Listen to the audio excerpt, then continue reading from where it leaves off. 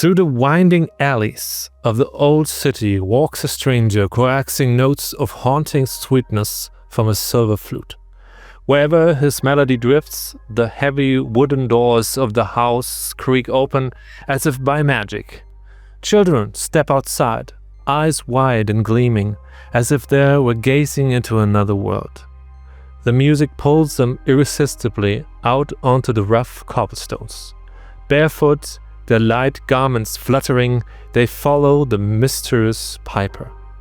Past the streaming food stalls of the market, weaving between the squeaking wheels of heavy carts, they flow like a colorful river through the narrow streets.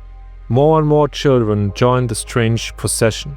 They laugh and dance, intoxicated by the enchanting tune that holds their souls captive. The piper leads them gently, yet relentlessly, beyond the safety of the city walls.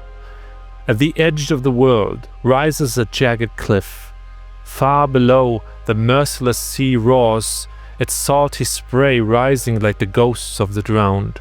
Here, where the sky meets the abyss, the man stops. One last intoxicating note spills from his flute.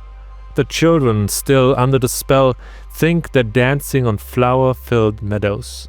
But their feet no longer touch the ground. Only in the fall, when the wind swallows the screams and the waves rise to claim them, they wake from this sweet dream and see the cruel truth of their fate. Most of you know the story well, the legend of the piped piper, a tale of an ancient power no human can truly resist, the magic of music. I wouldn't have fallen for that, clown.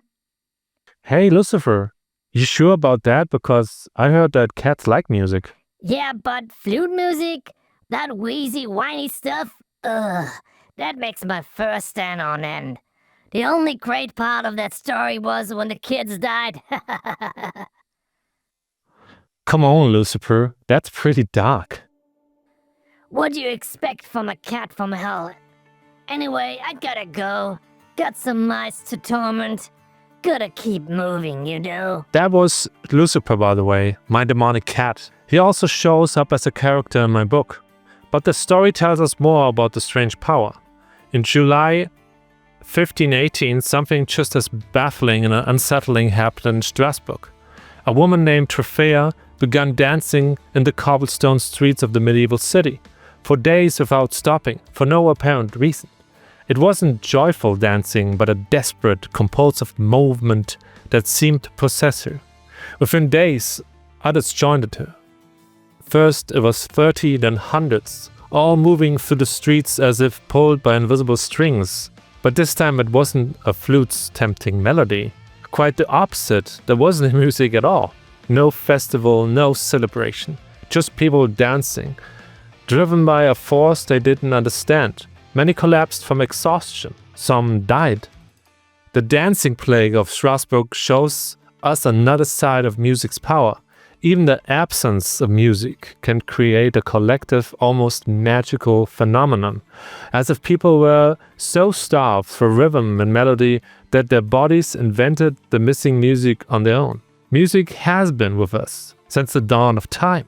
It has shaped civilizations and can decide the rise or fall of entire worlds. Through music, we first learn to speak, not just with words, but with the soul itself. What language cannot express, music whispers straight into our heart.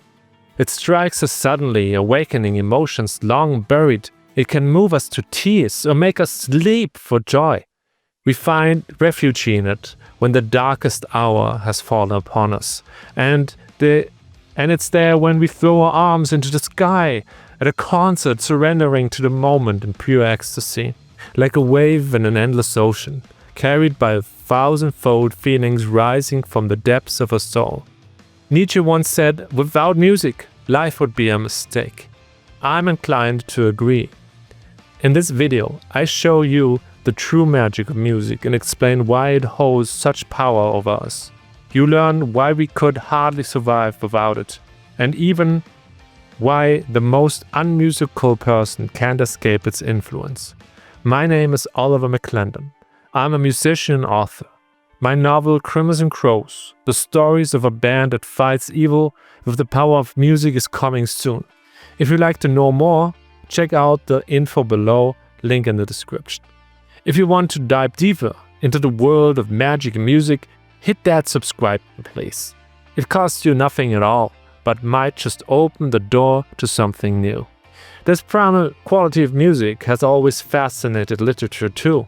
Günter Grass captured it brilliantly in The Tin Drum, creating Oscar Mazerat, a boy who stops growing at 3 years old and gains 2 supernatural abilities: shattering glass with his piercing voice, which is a really cool party trick, and using his red and white drum to manipulate people. At Nazi rallies, Oscar hides under the grandstands, banging out waltz or charlestons to throw off the strict march of rhythms of the regime. His drums become a weapon against manipulation and conformity, a symbol of resistance. So what's behind the power?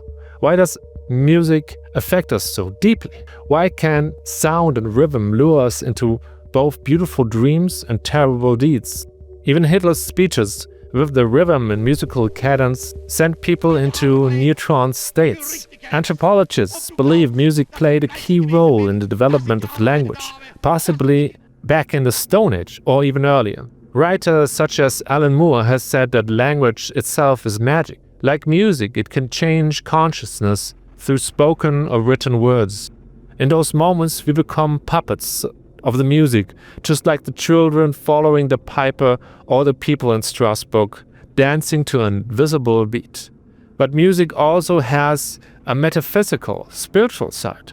Many creation myths say the world began with music. The Vedas say that at the dawn of existence there was only sound.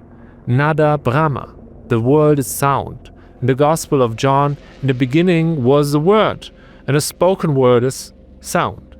The word makes creation become flesh.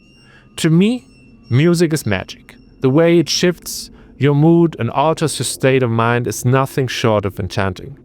Music can lift us up or drop you into a deep, dark place. In Crimson Crows, my characters explore this magical force in their fight against evil. The question isn't whether music influences us, it's how we shape that influence. Maybe music is the fire that will burn away the old world so we can create a future where we are truly free. So thanks for watching, and until next time, my fellow reborn from fire and ash.